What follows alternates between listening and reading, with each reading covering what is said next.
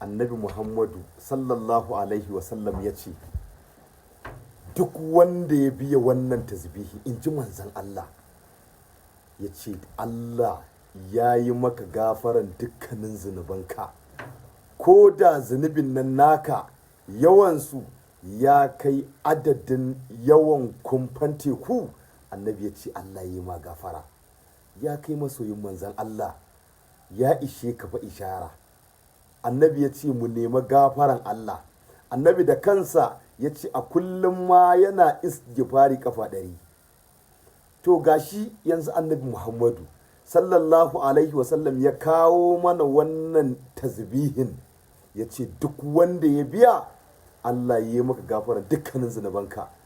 Wannan tasbihin shine zaka biya la ilaha illallahu subhanallahi wa bihamdihi, la ilaha illallahu subhanallahi wa bihamdihi, la ilaha illallahu subhanallahi wa bihamdihi.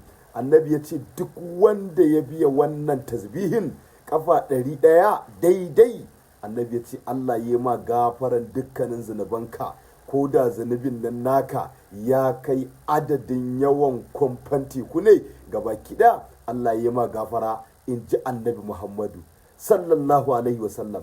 Sannan sai abu na biyu, annabi ya ce duk wanda ya biya wannan tasbihin subhanallahi walhamdulillahi wala ilaha illallahu wallahu akbar wala haula wala quwwata illa billahi alil azimi. Annabi ya ce kai ma in ka biya wannan kafa 1 Allah yi ma gafaran dukkanin zunubanka, kuma Allah zai sanya mizanin karanta shi alkiyama yi nauyi in ji annabi Muhammadu.